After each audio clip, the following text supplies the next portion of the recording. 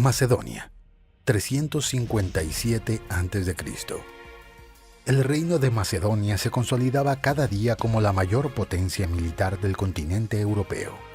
Bajo el liderazgo de Filipo II de Macedonia, se estaba empezando a formar un imperio. El rey macedonio acababa de casarse con la bella Olimpia, miembro de la familia real de Épiro. El joven rey Filipo se había consolidado en el inestable trono macedonio. La mayoría de sus predecesores habían sido asesinados durante las interminables luchas por el poder. A pesar de estar firmemente en el trono, Filipo todavía no tenía un heredero, así que no escatimó esfuerzos para concebir un hijo junto con su nueva esposa. Olimpia era una mujer con hábitos muy excéntricos para los macedonios de la época y practicante de religiones y rituales exóticos, como el culto a Dionisio. Una noche, Olimpia tiene un sueño en el que Zeus lanza uno de sus poderosos rayos en su vientre. Otra noche, Filipo ve a su esposa desnuda, enrollada e intercambiando caricias con una gran serpiente. Dicen que esta noche la reina fue visitada por el mismo Zeus, que entró en su habitación disfrazado de serpiente, sedujo a la reina y la dejó embarazada. Después de cumplir la misión de fertilizar a su esposa, Filipo decidió que era hora de expandir sus dominios y se fue a la guerra. Pasaron los meses y Filipo continuó con sus esfuerzos de guerra. El rey sitió la ciudad de Potidia. En ese día llegaron 3 mensajeros de diferentes orígenes con mensajes importantes para el rey. Viniendo de Tracia, el primer mensajero informó que el general macedonio Parmenión había obtenido una victoria decisiva sobre los ilirios. Viniendo de la ciudad de Olimpia, el segundo mensajero informó que el caballo del rey había ganado los Juegos Olímpicos. El tercer mensajero vino de Pella, capital del Imperio Macedonio, y trajo la noticia de que Olimpia había dado a luz y que el niño nacido era un varón. Al escuchar las 3 noticias, el rey se desbordó en alegría y mandó que se hiciera una gran fiesta en conmemoración. El niño había nacido en una noche de verano y el mismo día de su nacimiento, lejos de allí en Éfeso. El gran templo consagrado a la diosa Artemisa, considerada una de las 7 maravillas del mundo antiguo, se quemó hasta los cimientos.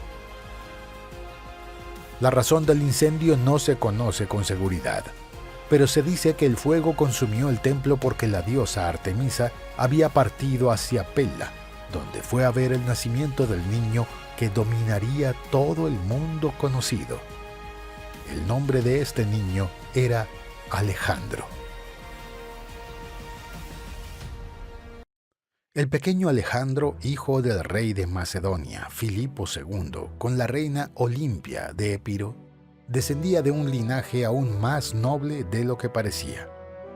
La familia de su padre descendía del famoso héroe mitológico Hércules, y la sangre de su madre corría por sus venas desde Aquiles, el gran héroe de la Ilíada.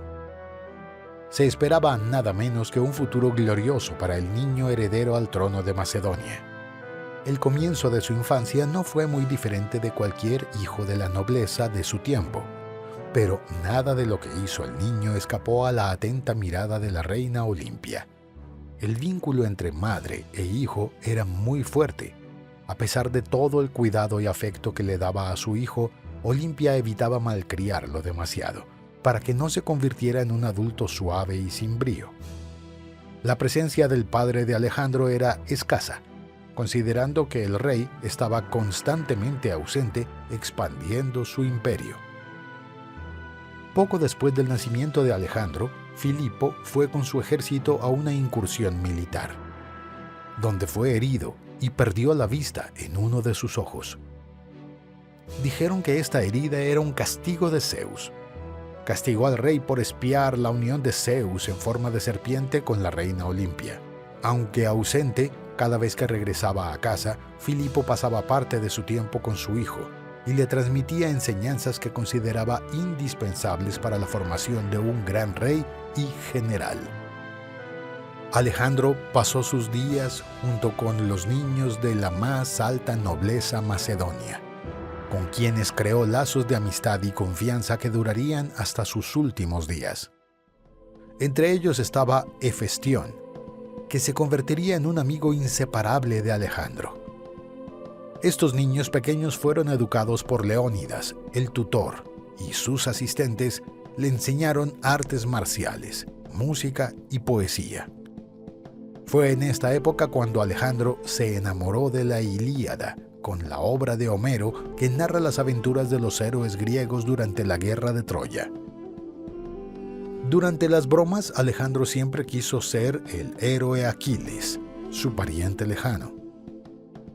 Una copia del trabajo de Homero fue su compañera de viaje durante toda la vida. Un día, Leónidas, el tutor de Alejandro, le enseñó la importancia de honrar a los dioses y le pidió a Alejandro que encendiera un incienso en honor de los dioses. Alejandro tomó un gran puñado de incienso y en ese momento se repitió: ¿Qué crees que estás haciendo, muchacho? Esto es muy caro. Cuando hayas conquistado los reinos productores de incienso en Asia, podrás derrochar todo el incienso que quieras, pero por ahora quema solo uno. Ya adulto y después de conquistar toda Persia, Alejandro envió una gran caja de incienso a su antiguo tutor con el siguiente mensaje: Te estoy enviando esta gran caja de incienso y mirra y espero que desde este día en adelante ya no seas malo con los dioses. Después de adjuntar 2 ricos depósitos de oro a su imperio, Filipo II inició un ciclo de riqueza y prosperidad de Macedonia. Los tribunales macedonios tienen acceso a lujos nunca antes vistos en esas tierras, y esta abundante riqueza atrajo a comerciantes de varias partes del mundo antiguo. Uno de esos comerciantes era el griego Filónico. Era un famoso criador de caballos de la región de Tesalia. Esta región es famosa por sus poderosos caballos y jinetes. Filónico le ofreció a Filipo un magnífico caballo negro. Era un semental enorme. Sus poderosos músculos indicaban el tamaño de la fuerza del animal. Filipo fue un gran amante de los caballos y se interesó por ellos. El joven Alejandro también estaba allí observando el desfile magistral del corcel negro hipnotizado. Pero cuando los arneses fueron colocados en el animal comienza a mostrarse inofensivo. Uno de los caballeros más experimentados de Filipo trató de montar al animal y fue arrojado al suelo casi inmediatamente. El caballo luchó contra los hombres que trataron de domarlo y luego Filipo dice: «No importa cuán imponente pueda ser este animal, si no puede ser montado no me sirve de nada». Y despidió al mercader. En ese momento intervino el joven Alejandro. «No, por favor, lo quiero para mí». ¿No ves que ni siquiera los gimnastas más hábiles pudieron domarlo? Es inútil además de costar una fortuna. Padre, no puedes perder este invaluable caballo solo porque estos hombres no puedan controlarlo. Déjame intentar montarlo, y si logro domarlo, será mío. Los nobles presentes se rieron de la audacia del joven príncipe de Macedonia. Pero Filipo vio una llama brillando en los ojos de su hijo y consintió en que lo intentara. Algunos nobles intentaron en vano disuadir a Filipo de su decisión. Advirtieron del riesgo de que el único heredero del trono macedonio se rompiera el cuello en su intento. Pero tanto Filipo como Alejandro ya habían tomado sus decisiones. Alejandro se da cuenta de que la razón por la que el animal es tan intratable es porque tenía miedo de su propia sombra reflejada en el suelo. Así que el niño se acerca lentamente al animal y lo toca suavemente, girándolo hacia el sol. Así que ya no podía ver su sombra.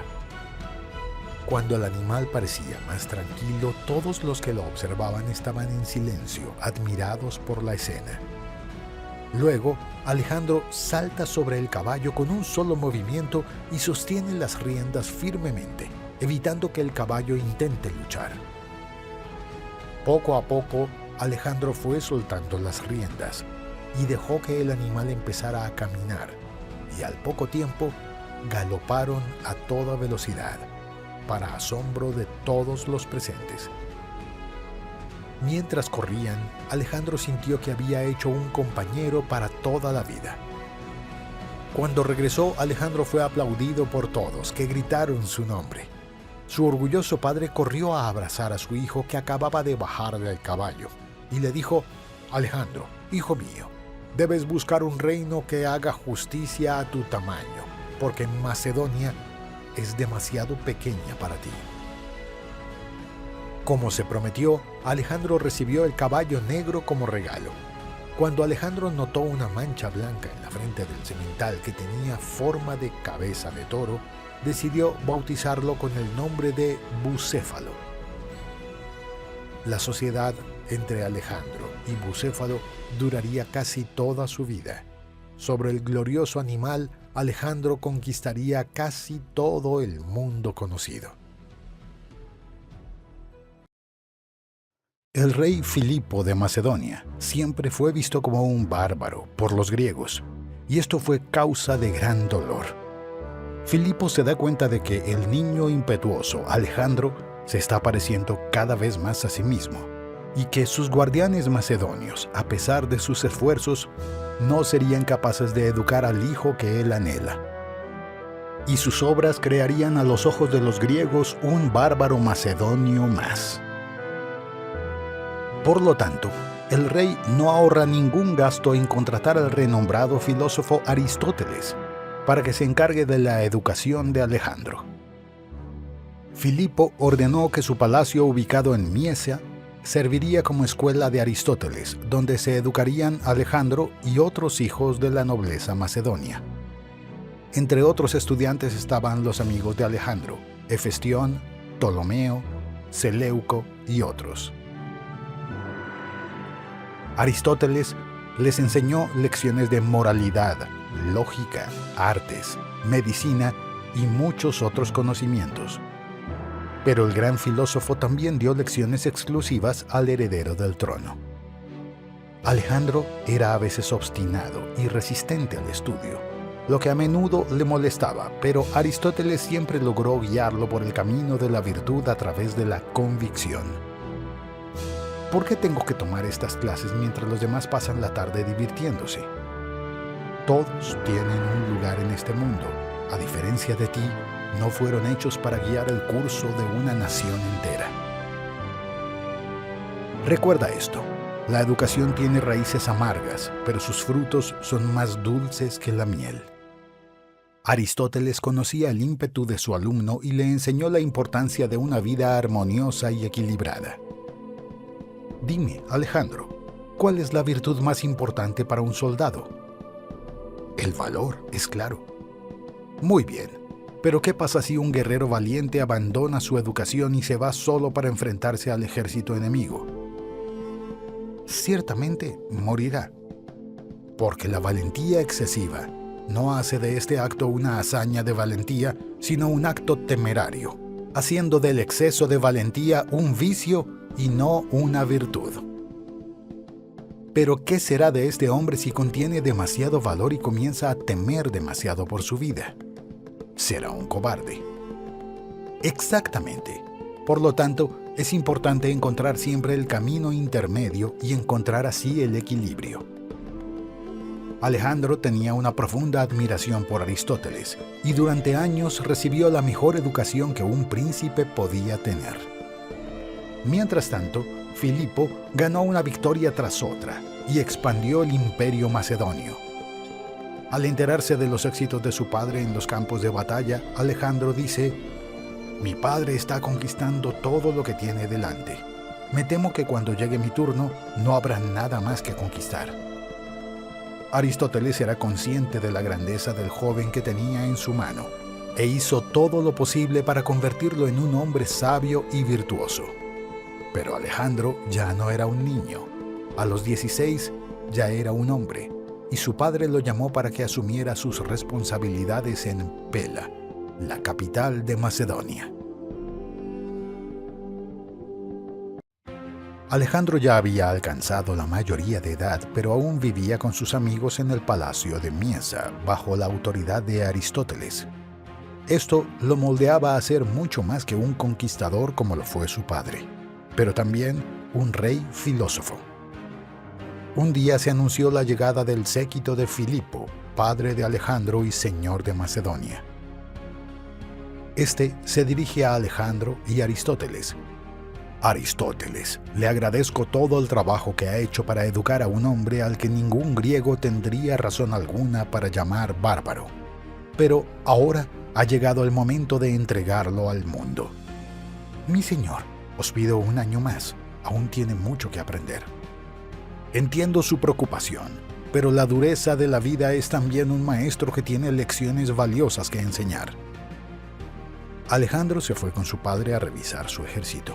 El joven príncipe estaba radiante.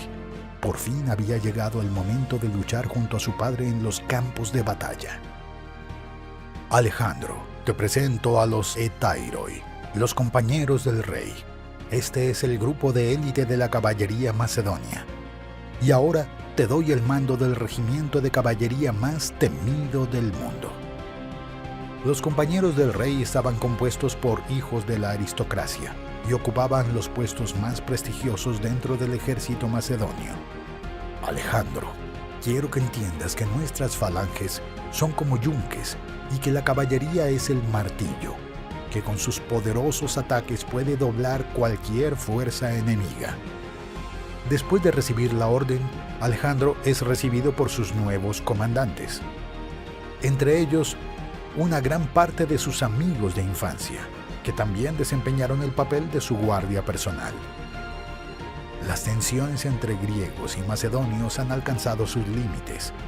El estadista ateniense Demóstenes había movilizado a varias ciudades de los estados griegos para que se unieran contra la amenaza macedonia y su bárbaro rey. Filipo decide ir a la guerra, pero los preparativos para la guerra no ocurrirán como Alejandro esperaba. Hijo mío, no podrás acompañarme en esta campaña porque tengo una misión mayor para ti. Permanecerás como regente del trono de Macedonia durante mi ausencia.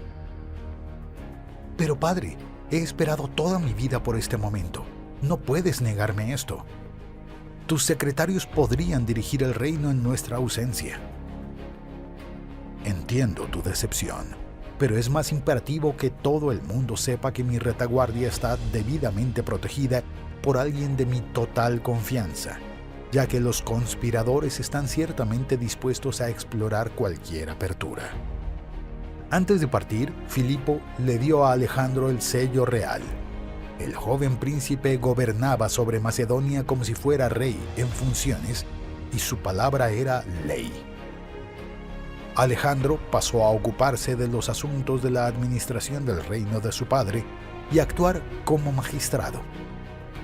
Su madre, la reina Olimpia, trató de expandir su poder influenciando a su hijo en algunas decisiones. Esto comenzó a empañar la reputación de Alejandro, ya que se decía que el gobernante de Macedonia estaba gobernado por una mujer.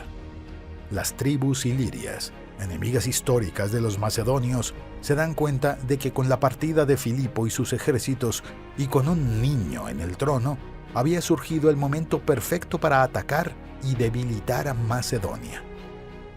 Pero no estaban preparados para el contraataque de Alejandro.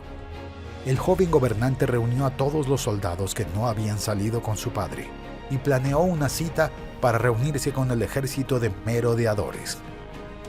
Fueron aplastados por los macedonios y Alejandro además conquistó parte de su territorio, donde estableció una colonia y la bautizó con el nombre de Alejandrópolis. Cuando regresó a Pella, la capital del imperio macedonio, un mensajero le informó que el rey Filipo lo convocó a su campamento de campaña.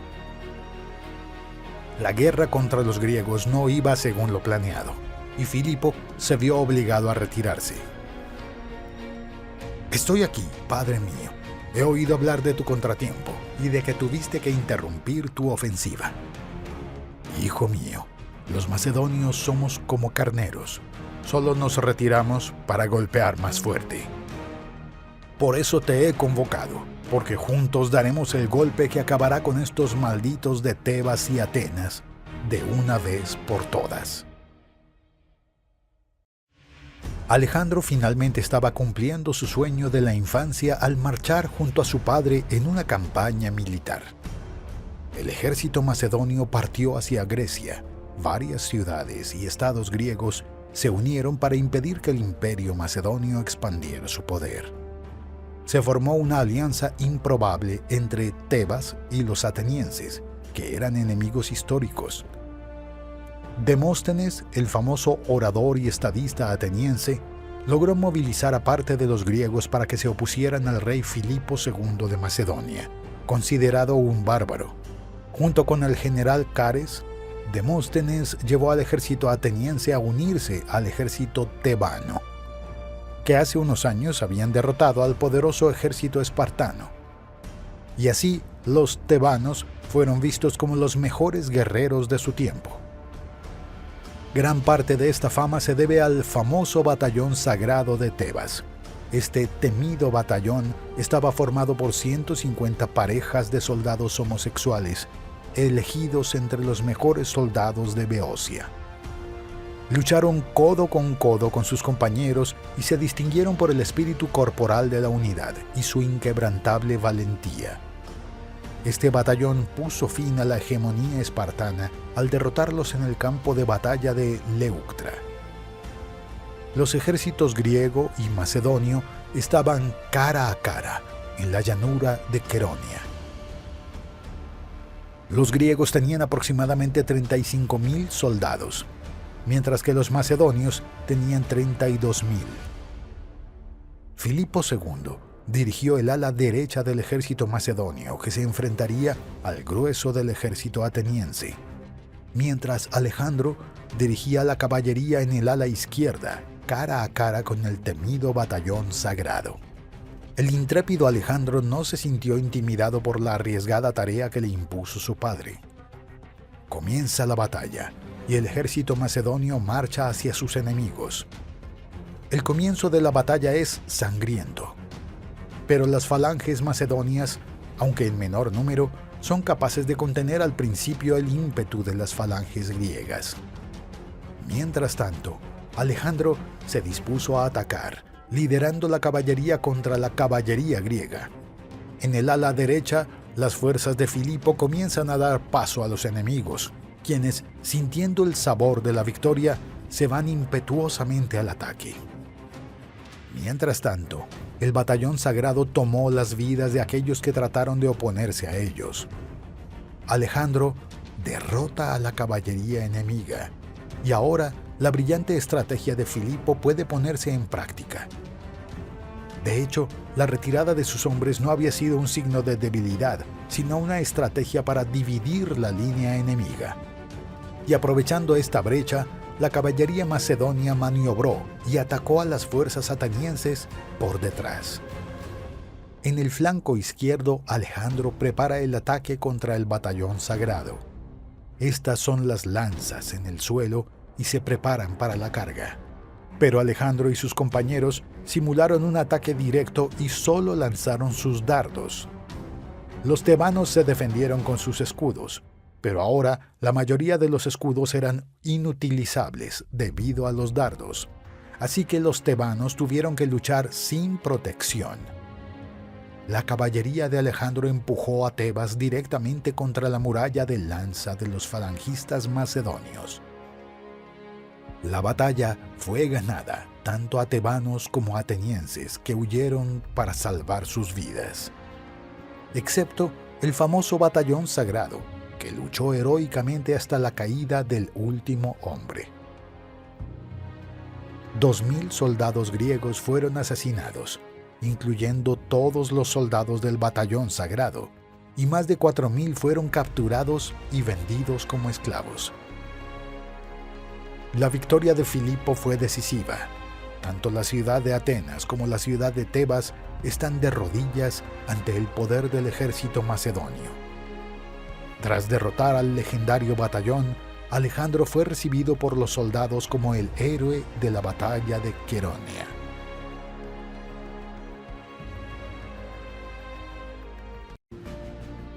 Filipo II y su hijo Alejandro habían impuesto una dura derrota militar a los atenienses y tebanos en la batalla de Queronea. Borracho después de las fiestas de la victoria, el rey Filipo bailó literalmente sobre los cadáveres de los griegos que perecieron en el campo de batalla. Alejandro vio esa escena grotesca y reprendió a su padre: «Filipo el bárbaro, así que me parece que no todas las críticas de tus oponentes atenienses están desprovistas de verdad. No importa lo que haga, nunca dejaré de ser visto como un bárbaro por estos griegos. Pero tú, hijo mío, no lo sabes. Aristóteles realmente se las arregló para moldearte como un verdadero hijo de Elas. Así que irás como mi emisario a negociar la rendición de Atenas». Después de la batalla de Queronea, la ciudad de Atenas estaba prácticamente indefensa y temía lo que vendría. Alejandro entró en la ciudad con su séquito y fue recibido con toda hospitalidad. Allí visitó la famosa academia donde su tutor, Aristóteles, estudió con el famoso filósofo Platón. También visitó el teatro Dionisio, donde se escenificaron las tragedias griegas más célebres.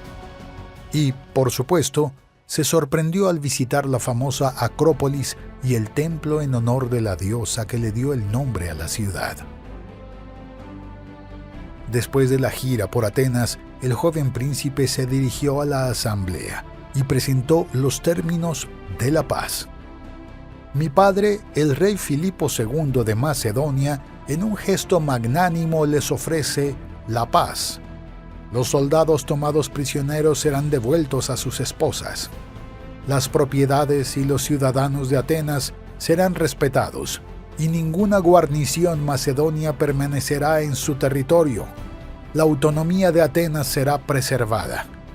Su única condición es que Atenas se convierta en aliada de los macedonios». Los atenienses se sorprendieron al encontrar tales términos benévolos en vista de su posición de debilidad y aceptaron los términos del Tratado del Pacto. Filipo sabía de la importancia estratégica de la marina ateniense para sus planes y por lo tanto salvó a la ciudad que siempre se le opuso ferozmente. Después de tal demostración de fuerza, el rey de los macedonios convocó a todas las ciudades griegas a una asamblea en Corinto. Asistieron representantes de todas las ciudades, excepto los espartanos. Allí, Filipo, desde lo alto de todo su poder, ofrece condiciones para que los griegos vivan en paz, en una gran alianza de defensa mutua liderada por Macedonia. Filipo propone una gran coalición entre las ciudades griegas para llevar la guerra al territorio de los enemigos históricos de los griegos, el Imperio Persa. El deseo de venganza contra los persas estaba presente en los corazones de generaciones de griegos que esperaban desde hacía tiempo la oportunidad de devolver todo el mal causado por los persas durante las guerras médicas. Y así, Filipo recibió el título de hegemón. Ahora, el rey de Macedonia se preparaba para realizar una hazaña tan grande como la que se narra en la obra de la Ilíada de Homero. En la ciudad de Corinto, Filipo II de Macedonia había sido nombrado líder de la Alianza Panhelénica, que era una liga entre las ciudades estatales griegas, que tenía como uno de sus objetivos llevar la guerra a sus enemigos persas. Filipo se fue a Macedonia para comenzar los preparativos de su ambiciosa campaña militar. Su hijo Alejandro, que estaba encantado con toda la riqueza de la cultura helénica, permaneció en Grecia durante un tiempo. El joven príncipe macedonio, que había sido educado por el famoso filósofo Aristóteles, se enteró de que el famoso pensador Diógenes de Sinope vivía en esa ciudad. De niño, a Alejandro le fascinaban las historias que Aristóteles contaba sobre Diógenes, el cínico. El pensador excéntrico llevaba una vida de austeridad total y desprendimiento de los bienes materiales. Vivía en la calle y dormía en un barril. Dijeron que también tenía una calabaza que usaba para beber agua. Pero cuando vio a un niño usando sus manos como cuya, se dio cuenta de que incluso eso era innecesario. Para Diógenes, el hombre comenzó a vivir artificialmente, y eso lo mantuvo alejado de la verdadera felicidad. Pasó sus días con una lámpara, buscando a un hombre honesto, sin encontrar uno que él pensara que era honesto. Llegó un momento en que Diógenes comenzó a hacer sus necesidades en público. Cuando fue reprendido, dijo que no había razón para avergonzarse de algo que es esencialmente natural para cada ser humano. Y es por eso que recibió el apodo de cínico, una palabra que proviene de la palabra griega kinon, que significa perro, porque el filósofo vivía como un perro. Alejandro, sabiendo que Diógenes estaba cerca, pidió que lo llevaran a su presencia. En el camino, uno de sus hombres le dijo a Alejandro: «Señor, este hombre está loco». Cuando el ejército de Filipo se acercó a la ciudad, antes de que los griegos se rindieran, toda la población corrió para ayudar a fortalecer las murallas de la ciudad. Al ver a Diógenes y al legendario Sísifo, comenzó a rodar su barril hasta la cima de una colina, y cuando llegó a la cima, dejó que el barril retrocediera y volvió a empezar de nuevo. Cuando se le preguntó por qué estaba haciendo esto, respondió que le daba vergüenza ver a todo el mundo corriendo por ahí y decidió que debía hacer algo al respecto. Alejandro encuentra a Diógenes, recostado, satisfecho de bañarse en el sol. El príncipe macedonio se paró frente a él y le dijo: «Soy Alejandro, heredero de Macedonia y héroe de la batalla de Queronea. Sabio Diógenes, pídeme lo que quieras y si está a mi alcance, estaré encantado de dártelo». «Qué buen porte tienes, Alejandro. Pareces Apolo encarnado. Así como el dios solar, ¿puedes darme luz solar?». «Lo siento, pero no puedo darte eso». «Entonces, quítate de mi camino, pues haces sombra». Alejandro se fue pensativo y todo su séquito nunca se cansó de reírse de la situación. Alejandro mira hacia atrás y contempla la satisfacción del anciano sabio que se baña al sol. Uno de los amigos de Alejandro le dijo: «Este Diógenes no está bien de la cabeza, ¿verdad?». Y Alejandro respondió: «Si yo no fuera Alejandro, quisiera ser Diógenes». Alejandro todavía estaba en Grecia cuando recibió una carta de su madre, la reina Olimpia de Macedonia. El contenido de la carta era preocupante. El rey Filipo II se había divorciado de la reina Olimpia. Nunca fue bien considerada por la nobleza macedonia, ya que era extranjera y practicante de rituales religiosos que los macedonios consideraban obscenos.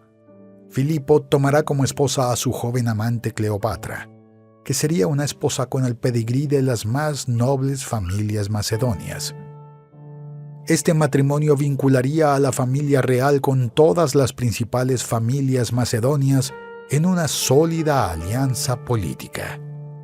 Un hijo de tal unión sería un gran activo político para Filipo, pero una gran amenaza para la posición de Alejandro como heredero.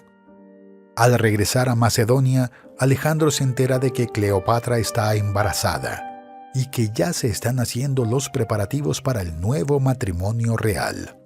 Olimpia llenó los oídos de su hijo con historias sobre cómo todos conspiraban para usurpar su futuro trono. A pesar de ciertas exageraciones, mucho de lo que dijo era cierto. Llega el día de la boda real. Para no desacreditar a su hijo, Filipo invita a Alejandro y a su madre a la boda.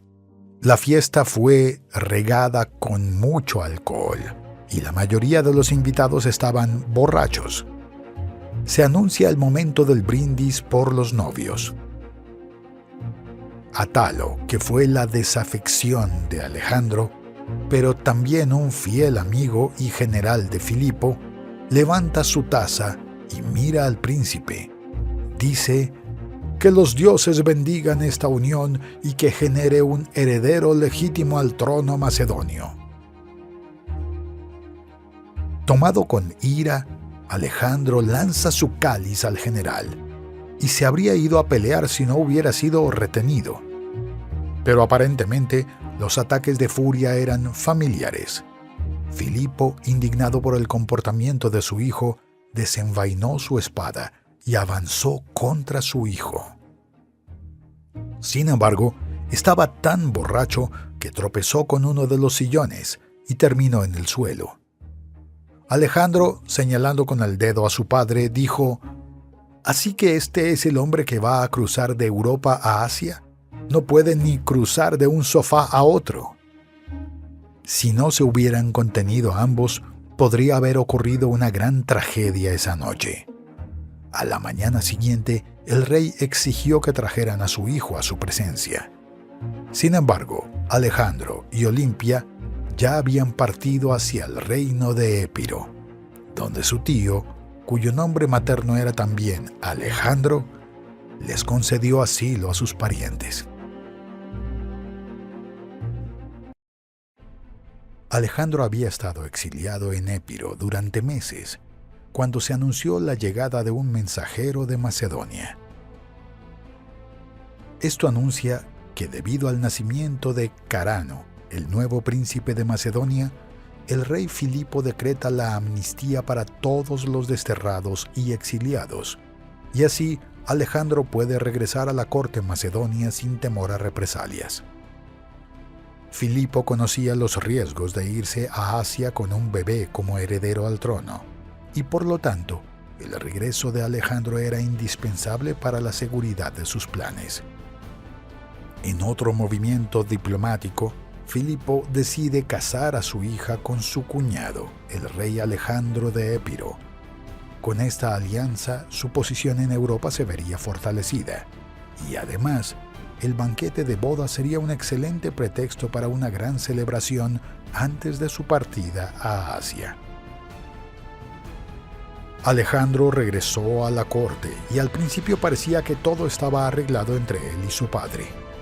Pero su madre, la reina Olimpia, no dejó de envenenar la mente de su hijo contra su padre y sus rivales en la corte. Incluso sugirió acciones que se considerarían traiciones reales a los dioses y a los hombres. Filipo acababa de regresar del oráculo de Delfos y allí recibió el siguiente mensaje: «El toro está listo para el sacrificio. El final está cerca y el sacrificador está presente». Filipo interpretó el mensaje de una manera positiva. El imperio persa estaba atravesando una guerra civil y por lo tanto era vulnerable y asumiría el papel de sacrificador y derribaría el poderoso imperio. Llega el día de la gran fiesta de bodas, con la presencia de dignatarios de toda Grecia para rendir homenaje a Filipo. Alejandro y los guardias del rey hicieron la seguridad del rey, pero despidió a todos los guardaespaldas y decidió hacer una entrada triunfal. Alejandro insiste en permanecer al lado de su padre, y su padre le dice: «Sé que deseas entrar a mi lado, como mi legítimo heredero. Tal demostración no es necesaria. ¿Por qué piensas que invertiría tanto en ti si no fuera por convertirte en futuro rey? Pero ahora, déjame en paz, este es mi momento. Alejandro se alejó y vio a su padre entrar en el túnel que lo llevaría al gran teatro donde lo esperaban todos sus invitados. Al salir del otro lado, Filipo fue aplaudido por la multitud y en ese momento se sintió como un verdadero dios entre los hombres. Sin embargo, uno de sus guardaespaldas saca una daga y la clava profundamente en el flanco del rey. El asesino partió huyendo, pero fue capturado y asesinado por la Guardia Real. Alejandro corrió cerca de su padre. Este, en sus últimos suspiros, contemplaba a su hijo mirándolo desde arriba, y antes de irse, estaba seguro de que ese poderoso joven, que parecía más bien un dios, realizaría acciones con las que él mismo nunca soñaría. Mientras todos seguían perplejos, Hefestión y Ptolomeo gritaron, leales amigos de Alejandro: ¡Salve, Alejandro! ¡Larga vida al rey! ¡Alejandro, rey de los macedonios! Las ramas de roble que adornaban la cabeza del rey muerto fueron colocadas sobre su cabeza. Y así comenzó el reinado del joven que un día sería conocido como Alejandro Magno.